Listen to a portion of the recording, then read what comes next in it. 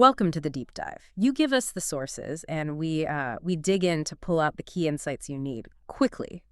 Today, we're tackling something really practical. It's about your kitchen. We've got some sources here that, honestly, they challenge a super common habit. We're looking at the surprising science behind food storage. Right. Specifically, foods that you should actually never let near your refrigerator. Exactly. And the goal for you, listening, is to grab that knowledge fast, but, properly. We're aiming for those aha moments that can genuinely make a difference day to day. And these sources, they strongly suggest that maybe too many of us just automatically reach for the fridge for everything. Yeah. It seems like a habit that needs a rethink. Yeah, it really does. The specific source material we have is called Excerpts from Foods That Require No Refrigeration. And we're really focusing on this one section, 7 foods you should never refrigerate. Just the title itself grabs you. No, definitely. It sort of implies we're all probably making these mistakes. It's a great hook. Okay, so let's unpack this a bit. Modern life, conveniences, we just think cold equals good for food, right? Keep it fresh. But the argument here, the real critique, seems to be that for some foods, cold isn't preservation. It's actually, it's making it worse. Degradation. What's the basic issue with just chucking everything in the fridge? Well, what's really fascinating, I think, is how the fridge itself, this modern thing, kind of clashes with how these foods evolved or were traditionally kept. Things like potatoes, onions, tomatoes. Historically, they were in cool, dark places, pantries, cellars maybe, not this uniform blast of intense cold. Right, like a specific environment versus just cold. Exactly. And when we just apply that generic cold, we ignore the specific chemistry of each food. What makes it taste good, what gives it its texture. It's like trying to wear one-size-fits-all clothes versus something tailored. So, okay, the source gives us this list, 7 foods, it's definitive. But we need more than just the list. We need the why. Why is cold actively bad for these specific items? What kind of damage are we talking about? Yeah, good question. We can sort of group the problems into, say, 3 main types. This helps you think beyond just these 7 foods, too. You've got issues with texture, problems with flavor degrading, and sometimes the cold actually messes up the whole ripening process. Oh, okay. Different kinds of harm. Right. And the sources are basically giving us a shortcut. Focus on these 7 common ones, avoid these big mistakes. Okay, let's kick off with one I suspect is maybe the most common. Food crime, the one almost everyone does, tomatoes. The source points to tomatoes. Why is putting a tomato in the fridge such a bad idea? Like a culinary felony, as you might say. Yeah, that's a perfect one to start with. It's almost universal. So the cold does 2 main bad things to tomatoes. First, structurally, the cold temperature literally starts breaking down the membranes inside the tomato, the cell walls. Okay. So when you bite into a tomato that's been chilled, and it has that disappointing kind of mushy or mealy texture, that's the result. The internal structure has collapsed. Right, that slightly grainy, watery feeling. Yeah, horrible. Especially compared to a room temp summer tomato. Exactly. That's the texture ruined. But then, maybe even worse, is the flavor problem. Tomatoes have these volatile compounds, enzymes, that create their amazing aroma and taste. Chilling them, especially below about, say, 12 degrees Celsius or 55 Fahrenheit, it just stops those enzymes working. It just shuts them down. Pretty much immediately, yeah. Yeah. So you might think you're making the tomato last longer, but you've permanently killed off its flavor potential. It'll never taste as good. Oh. That's why the source is so clear. Room temperature, maybe stem side up to protect it, out of direct sun.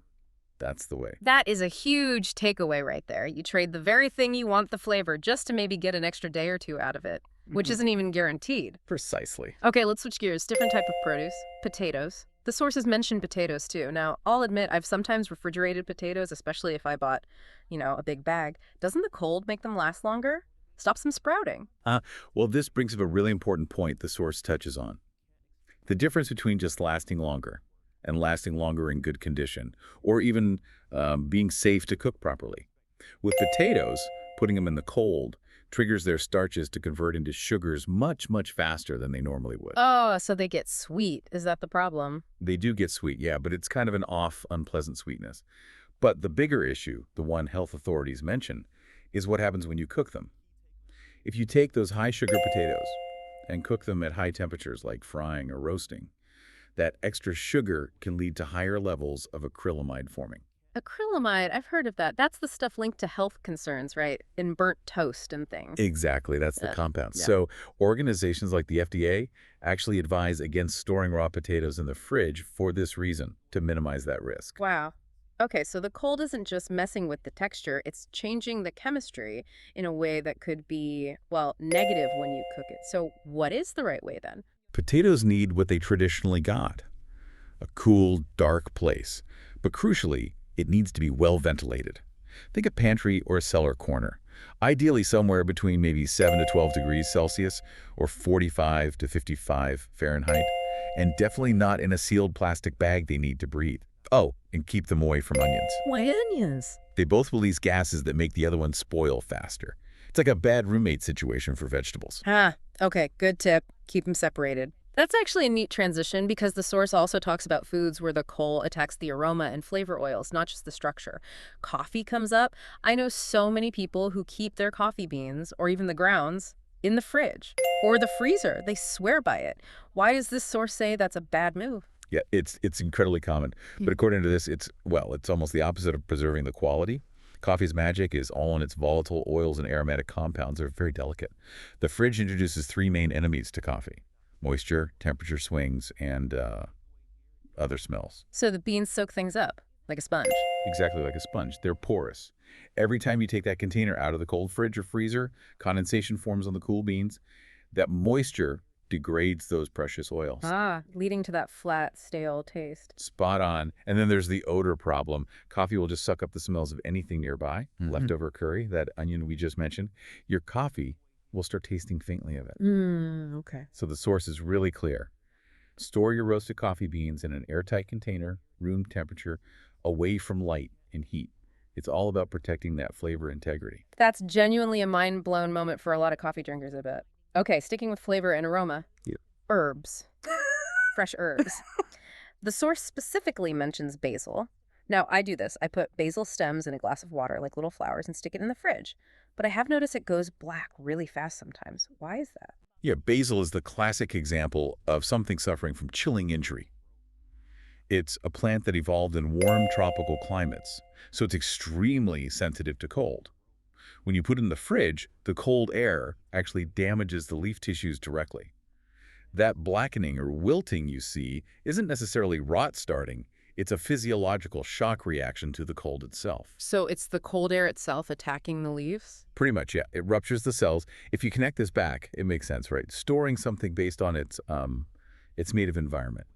Basil should be treated like cut flowers, as you said, but on the counter. A jar of water, maybe cover it loosely with a plastic bag to keep some humidity in, like a mini greenhouse, but definitely not in the fridge. Okay, that makes total sense. Now here's where it gets even more interesting for me. We're not just talking about spoiling food, like making it go bad.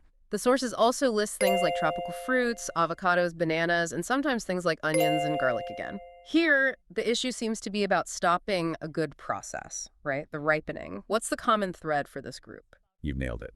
For tropical fruits, especially bananas and avocados are prime examples. The refrigerator basically slams the brakes on the ripening process, sometimes permanently. The enzymes needed for the fruit to soften, develop sugars, and create flavor, they just don't work properly in the cold.